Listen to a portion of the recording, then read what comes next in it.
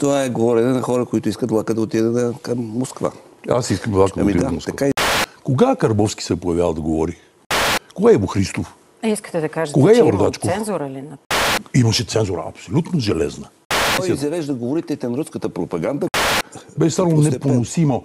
Абсолютно забранени бяха. За ковида не може да кажеш против, за мигрантите не може да кажеш против, за джендър политиката не може да кажеш против.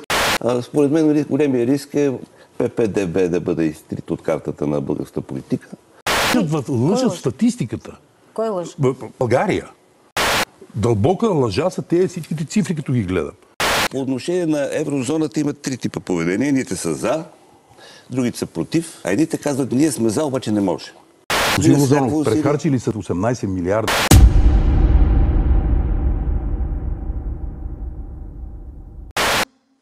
Денят започва с анализ на интересните, любопитните, важните събития с политическите наблюдатели Андрей Райчев и Георги Лозанов. Добро утро, господа. Добро утро, добро утро.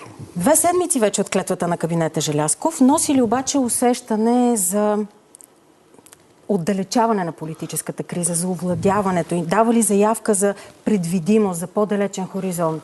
Заповядайте, господин Райчев. Много кратки отговор е да. Вижте, не може да сравняваме това правителство с служебното. Това е друг сюжет, но да го сравним с предишното, с Глобката. Какво говореше с Глобката за себе си? Защо сме там? И какво целим? Това беше много идеологизирано. Непрекъснато се казваше Украйна, Путин, запазване на европейските ценности и така нататък. Тоест, беше... Битка с Радев. И така нататък. Да. По въпроса за Украйна, между другото, и те, разбира се, го бутаха към това, че той е путинист, но той продължава да го повтаря, той казваше нещо, което се оказа вярно. Няма да бъде спечелена тази война на бойното поле. И той продължава да го твърди, и между другото, то вече е така и целият Запад го знае. Но, до останете тия подробности. Беше много идеологизирано. Сега не. Сега те казват, искаме нормализация. И борбата ни е, никой не назовава никакъв Путин, никакъв Тръмп, никакъв фон дер Лайен, нищо такова не говорят. Говорят, има огромна дупка в бюджета, трябва да запушим дупката, да нормализираме страната. Тоест, те се държат като нормализатори, а не като идейни водачи на нацията. И това е огромна разлика. Впрочем, ще се подкрепа с един пример отвътре, просто да не взимам думата на господин Лозанов. Кабинет на прагматици. Това ли е кабинета Желязков? Ами не, аз съм съгласен с Андрей Райчев, че затишие. Даже бих казал, усещането е че сме в чакалната на гара и чакаме кой влак да вземем. Към Москва или към Брюксел и Амстердам и Париж. И това правителство е малко правителство на изчакването, защото след идването на Тръмп, независимо от това, че в дневния ред на обществото сега в момента не стоят пряко тези теми, за които да кажа, те са дълбокия тътен, който фактически решава политическите отношения. И това правителство на него ще трябва да му се падне, вероятно,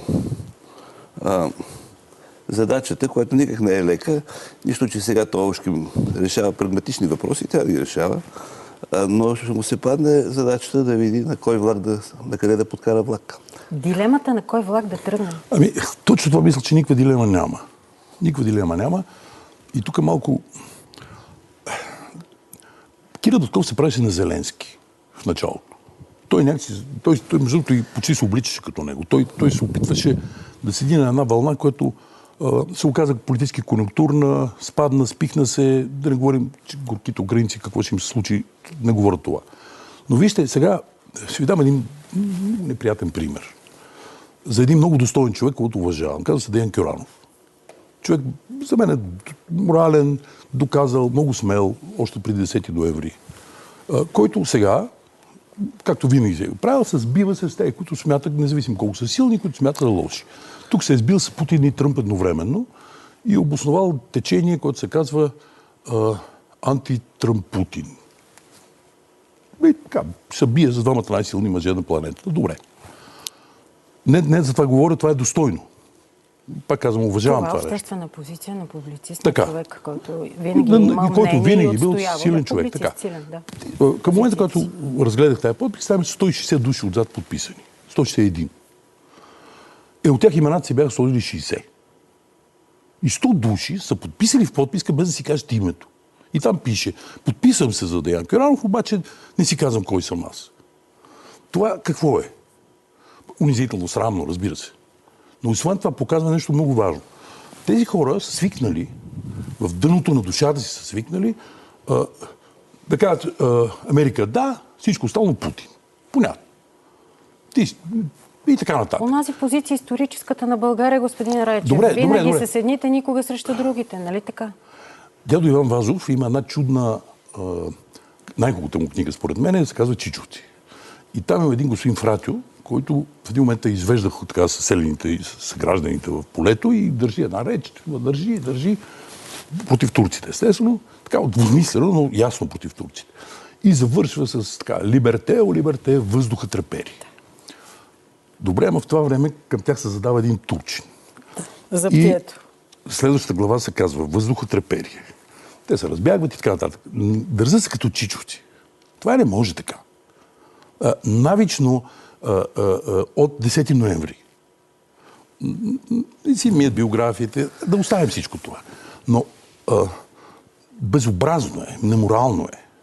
Те сега се опитват да съчетаят: ние сме за Америка, но против Тръмп. Ама някакси няма как да го кажеш. Така че за противниците на правителството, отчетливо това не е правителство, това са неговите противници, има една двусмисленост, в която те плуват, пак се опитват да се правят на велики, но нищо такова не е и не може да бъде. В този смисъл, понеже зададохте въпрос опозицията, тази част на опозицията не просто не застрашава правителството. Тя е вътрешно застрашена, тя е морално неинтегрирана. Другите опозиции, Пеевски, кой ме се интегрира? Това е една много иерархична структура, той командва всичко. И си седи, стреля по правителството, някой подозира, че не стреля. На този въпрос отговор не го знаем. Този отговор ще настъпи, когато това правителство назначи областни управители и много внимателно ще гледаме кой е областен управител на Кърджали, кой на Шумен и така нататък. Тая битка явно отложена. Нещо повече Борисов каза след бюджета. Тоест той гледа да прескочим голямата криза, липсата на бюджет, и тогава може би ще изпаднем в кризата. То с тая опозиция. Ако завирам, просто си чака часа. Чака се часа. Хубаво, това е, така се сваряват жабите, нали знаете, няма проблем, всичко е наред, нищо, това са отминали неща. Напротив, това е говорене на хора, които искат влака да отиде към Москва. Аз искам влака да отиде към Москва. Така изглежда малко, защото когато се казва няма проблем, има огромен проблем. Ясно е, че света се пренарежда и тук няма нужда да говорим за Америка, има нужда за това да говорим, че демокрацията отива на заден план и либералната демокрация се подменя с една демокрация, която наричат контролирана демокрация, контролирана от автократи, при която силата е важна. Прав е той, който е силен. Ма не идва ли точно това от запад, отвъд океана? Мнозина чакаха точно това. Няма никакво значение откъде идва антидемокрацията.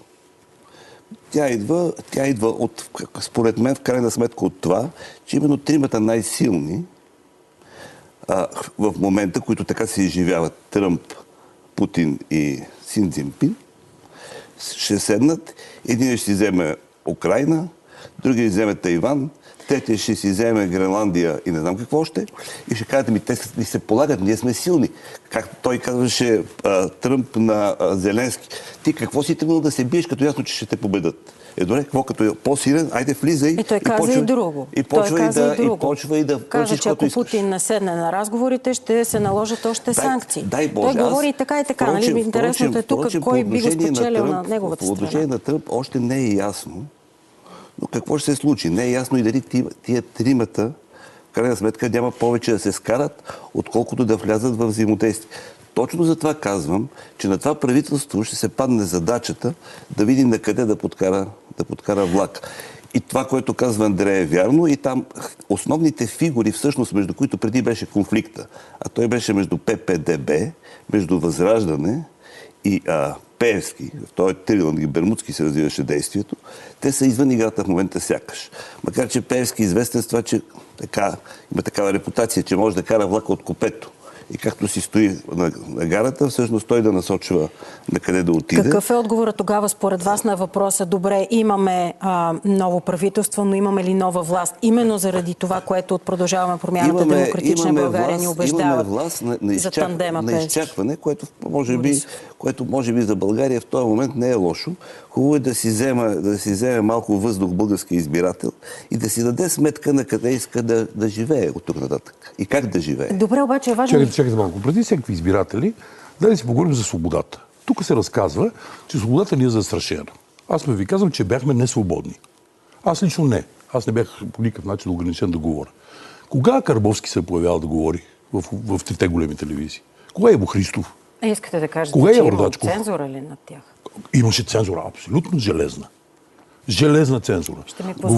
Говориш против Зеленски, не те канат. Говориш против мигрантите, не те канат. Говориш против някакъв вид гей политика, не говориш за хомофобия. Не те канат. Телевизиите. Бяха забранени 5 теми.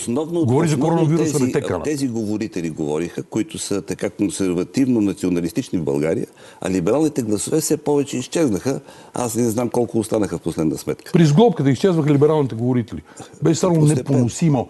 Абсолютно забранени бяха. За ковида не може да кажеш против, за мигрантите не може да кажеш против, за джендър политиката не може да кажеш против, за зеленото не може да кажеш против. Най-големия провал на Европа и безобразие страшно, което вкара Европа в, да не кажа кучи какво, и за войната. Пет абсолютно забранени неща. Да се съглася с вас чисто дори от професионалното самочувствие и от трибуната на БНТ, в което тези, които вие изборихте, те са имали трибуната, включително и в това предаване. БНТ и БНР бяха единствени свободни медии. А и вие сте сред най-канените гости и анализатори и едва ли не сте имал възможност да споделяте тезите си по тези наболели въпроси. Аз не съм краен. Аз съм крайно умерен човек. Такава е професията. Той изрежда говорителите на руската пропаганда, които на всичко отгоре имаха огромно и продължават да имат огромно влияние. То вече не е само в телевизиите работата. Интернет пространството е залято от тях и фактически тая има вие просто твърдите, че Иво Христов е руски пропагандист, ама не е верно. Дайте да излезем от конкретиката на имената и да погледнем глобалното и защо да излизам от конкретиката? Защото е важен извода, който да дадем за нашите зрители. Затова всъщност, че очевидно този кабинет в тази формула, в този вариант е станал възможен, ако сте прави вие, тогава единствено и само заради геополитическата промяна. Разбира се, то очевидно. Въпросът е обаче, това достатъчно ли е стабилно за такъв кабинет? Какъв хоризонт би имал този кабинет? Вчера Борисов каза, имаме много работа да вършим за 1 година поне напред. Той ли зададе хоризонта? 1 година. А после? А после президентските избори. И всичко ще се промени. Просто президентските избори. Амбицията на Борисов за президентските избори. Не само амбиция, просто идва. Те няма да издържат. Тази сглобка не може да издържи.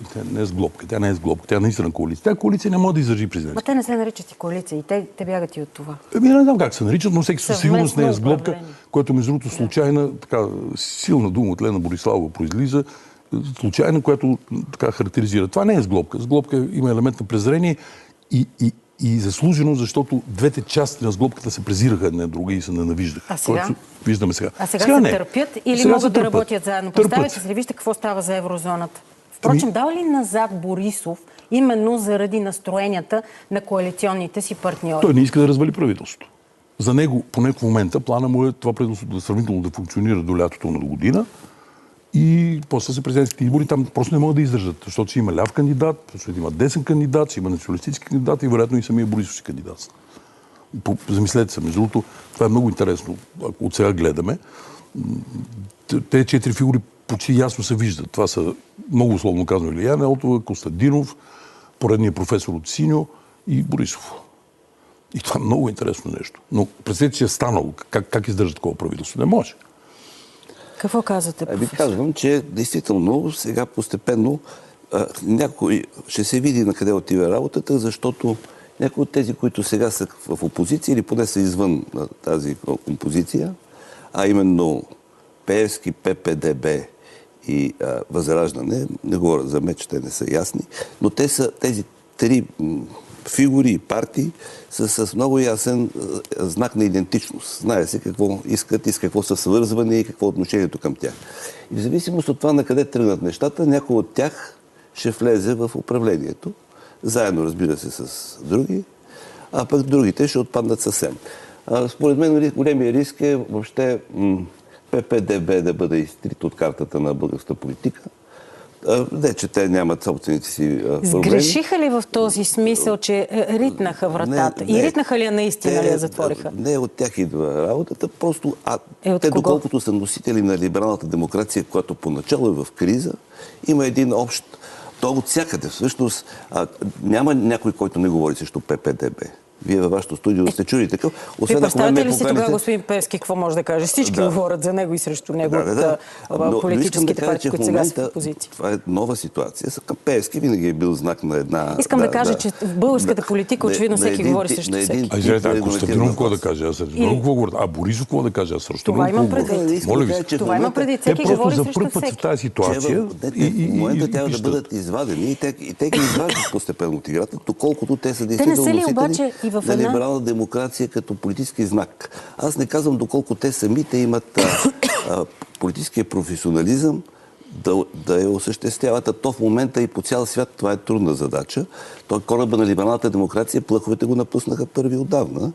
Тук сме останали малцина, които продължаваме да ползваме този етикет, защото те превърнаха дори етикета либерално, който е просто свързан за свобода в нещо заплашително. Либерасти, соросоиди, нали така. Да, и тук пак стигаме до този разговор за свободата и свободията, нали, в който може много да се говори, но да ви върна за друго. Свободата е въпрос... В политиката свободата е въпрос да упражняваш без насилие и болка. А идва време на управление на силата, което е с насилие и болка. Така както се управлява в Москва. И ако това ще стане, така да се каже, новия бон-тон, аз се надявам, че хората от Америка ще почне това. Те ще възразят първи самите хора. Ако ще си говорим така с тези примери, архетипи от света в момента и полюсите, когато Тръмп стъпи в Беледа, мнозина въздъхнаха с облегчение, че всъщност демокрацията сега ще се съхрани. Нали, помните с какви аплодисменти беше прието изречението, думите от него има два пола. Нали, това е абсолютно като метафора на това, за което говорим. Това е метафора. Нормализация просто. Нормализация, казват. Това е нормализация. Само, че една сексуална... което те изваждат едно понятие джендър, нещо, което е неологизъм, няма джендери. Нещо е като тенците на Радичков, някакви джендери се привиждат. Думата джендър дойде от Истанбулската конвенция, където е спомената тя. Това не се го измисли противници. Тя е спомената като социален пол, а не като някакви същества неясни, които ходят напред-назад. Както и да е. Но въпросът е в друго. Въпросът е, че цялата тази сексуална проблематика има такъв проблем. Либералната демокрация в това отношение вероятно стигна до мина преди граници, но това е абсолютно, какво да ви кажа, това е периферия. Централният проблем е проблема за демокрацията и диктатурата. И ние, докато се занимаваме с периферния проблем, колко пола има, ще минем от демокрация към диктатура, което е номера. Това е комично. Значи, синьото, аз съм автор на изречението "преходът свърши". Да. Мнозина смятат, че говоря глупости, мнозина казват, ти си богатаж, затова говориш така. Преходът много отдавна свърши. Но има една много интересна реакция, тя е синята реакция. Преходът всеки път свършва, като вземат властта и всеки път започва отново, като паднат от власт. Синьото 90-та година се ожени за властта и смяташе всичко без него за порочно, глупово или комунистическо, или отживяло, или фашистско и така нататък. Те бяха ексклузивни дистрибутори на демокрацията. Те казваха кой в България става за Запада, кой не става. И го казваха буквално. Ходиха по посолства, ходиха в Европа, доносиха и така нататък. Те организираха огромно количество подмазвачи около себе си, защото те самите в ядрото си бяха смислени, свестни хора, които насочиха България към Европа, което е историческа заслуга. Но това деградира в едно навично властване. И писъка им в момента е защото за пръв път български народ им каза улево. Може и без вас. И това е непоносимо за тях. Защото те са свикнали просто 35 години. Те са задължително там. Но нека да Ако не са в забравяме, опозиция, обаче... посолства ходят и ги питат, как управлявате? А много комунистически или малко? Те казват много, малко и така нататък. Да не забравяме обаче, че те Борисов са дълго най-после са повтаряше и изхвърлени. сочеше тях за желания партньор. Включително им точно каза, че така. все още имат път. Сега вече Точно така. Запада ги беше припознал като единствени. Те бяха гостите в посолството, те бяха делегациите, всичко бяха. Тройната коалиция силна ли управление бе? Чакайте, там седеше, Тройната коалиция седеше цар Симеон. Цар Симеон е много интересна, особена и последното, което може да се каже, което... Извинявайте, нека да завърши. Не, само да кажеш, ГЕРБ сини ли са? ГЕРБ е продължението на цар Симеон, ме купите. Но това е друг въпрос. Цар Симеон, който... Последното, което може да се каже за цар Симеон, е, че е комунист и русофил, защото причината той до 55 години да не е в България е Москва. И комунистическа Москва. И те успяха да го изкарат такъв. Защото не участва в агитката. Защото не е кой не скача е червена. Това е една собствена картина, която Райчев черта от началото на прехода си Боя се, червени че и просто тя не сте се гледали. продължава да я... Някакси успява да я подреди фигурите, че да му пасне нещо на картината. Аз не знам как пак стигнахме до сини и червени, защото в началото разговор започна с прагматизма. Нали така, господин Райчев? Прагматизма, който е събрал... И слава тебе, Господи, в момента никой не почва да казва... БСП се е съединил с ГЕРБ. Между другото, много трудна процедура и за ГЕРБ и за БСП. Да, обаче въпросът е какво това... Но слава Богу, никой не пищи его Бойко комуниста или еди кои си там червени фашистите. Те се обиждат, нормална, прагматична сделка. Заради това, нали знаете? Да, ще видим конгреса, дето им предстои какво ще се случи. Някой ще викат, за да вземат властта. Това е друг въпрос. Искам да кажа, че махна се тази стигма. Тя е безумна, тя е налудна стигма. Има ясно практически ситуация. Държавата седи без правителство еди колко си месеца. Парите са харчат и то се харчат именно защото няма правителство, защото бюджетите се взимат не от правителство, което ще ги прави, а от предизборни бюджети. Най-лошото нещо, което се случи на България през тези години, беше предизборните бюджети. Разходи. Виждаме. Всеки дава, като на сватба. Разумно решение. Най-после някакви хора, 3 плюс Доган, 4, казаха, да прекратим тази работа с една малко неприятна коалиция. Ние трябва да се търпим по много въпроси, но да изкараме 1-2 години. Какво лошо може да има тук? В какво е лошото? Свободата ще загине. Няма диктатура, но ще има. България нищо не е направила за Русия. Въобще не е мърднала.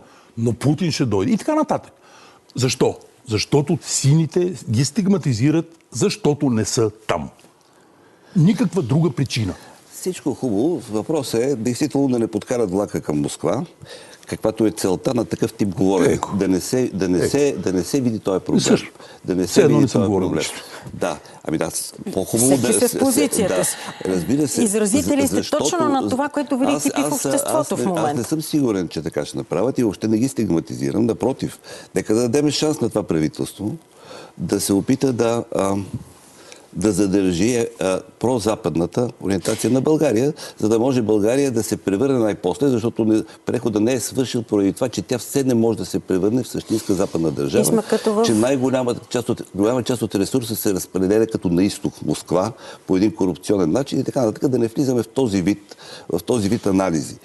Но ако дай Боже, за съжаление геополитическа ситуация в момента хич не е благоприятна за това, но дай Боже България да запази прозападната си ориентация и това правителство да изиграе тази роля. Може ли? Тест около това е еврозоната. И не случайно въпросът с еврозоната, който непрестанно се прагматизира. Колко ще струва киселото мляко, след като влезем в еврозоната? Не е това въпроса. Въпросът е на къде се движим. Това е въпросът с еврозоната. Нашите зрители не знам дали ще се съгласят с вас, доцент Лозанов, колко ще им струва киселото мляко и хляба. Зрителите, вероятно, един частен човек има собствените си проблеми и ги следи. Но един политик би трябвало да има някакво визионерско мислене, да води на някъде и да има някаква аргументация, и не като на частен човек, който е излязъл да си купи кисело мляко до магазина. Макар че и с киселото мляко, както казват, няма да има проблем. Но не е в това въпроса. Въпросът е на къде отиваме. Няма никакво съмнение, че еврозоната е много важна кота, до която България трябва да стигне. Това за мен е очевидно. И причината не е толкова даже западната ориентация. На Европа предстои трус. Той е неизбежен. Всичкият това, не искам да употребя дума като буклук или нещо такова, но те абсолютни некадърници, които водят 4 дълбоко противоречащи на интересите на Европа политики. Зелена, мигрантска. Вчера в Швеция в резултат от мигрантската политика премиер-министър излиза с заявление, че са загубили контрол върху положението. Вие чувате ли? Швеция.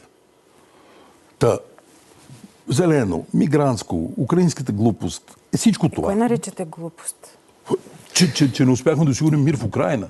Че докарахме една война, която струва на украинците и ще струва Господ знае какво. Че избиха няколко стотин хиляди души. Накрая ще го осигурим този мир, като Путин си вземе каквото има. Точно като за ковида. По време на ковида, аз като говорих тия работи, ти нищо не разбираш, това е страшна епидемия. Какво се оказа накрая? Ще видите ще говорим после за Украйна. Оставете това. Говоря при цялата тая глупост, която управлява Европа 4 години и още няколко години, защото избраха същата, да не кажа каква, Европа ще не може да не раздруса. Ще има в Германия трусови, в Франция трусове. Няма как тая дълбоко погрешна политика да не довела Европа от 22% производство до 17%. 5% спад в световен мащаб. Вие представете си какво правим ние с континента. Кошмар. Но това не може да ни доведе до трусове. Те трусове България ще е в много лоша позиция. Тъй като ние не сме навично там. Как да ви кажа, още до половината европейци, ние сме някаква полуевропейска страна. Ако не сме член на еврото, ще е много по-лошо. Ние обязателно, както влезахме в Шенген, беше много голям успех, трябва да влезем в еврото.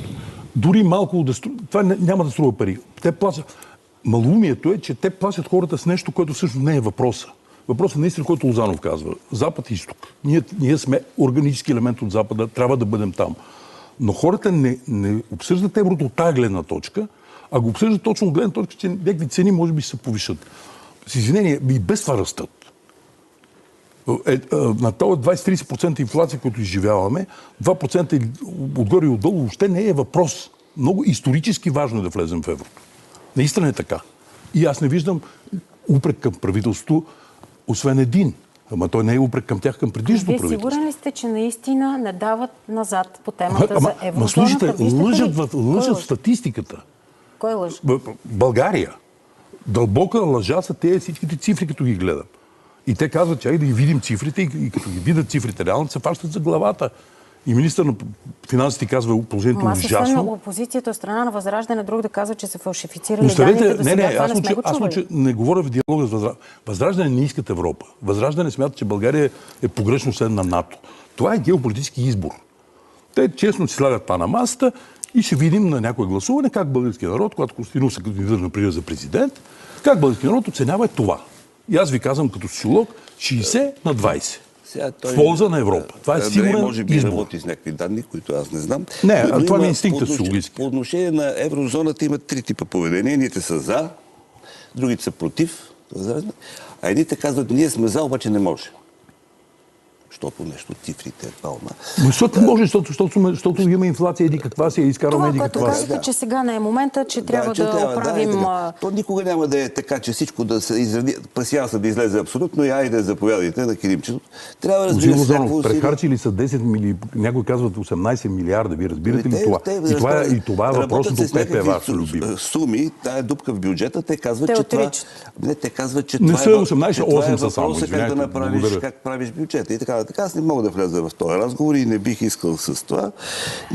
Нито ще вляза с Андрей в спор дали имало COVID и колко жертви е взел и дали Путин е нападнал Москва, Украйна или Украйна е нападнал Путин. Аз не отричам, че Путин нападнал Украйна. Ами не, то работата нататък върви цялото. Да почнем да наричаме нормалност, това да кажем на черното бяло и тръгна този процес. И сега ще нормализираме света, като отричаме всичките проблеми. Няма да има глобално затопляне, нищо няма да има. Много хубаво да работиш с тетове с въглища.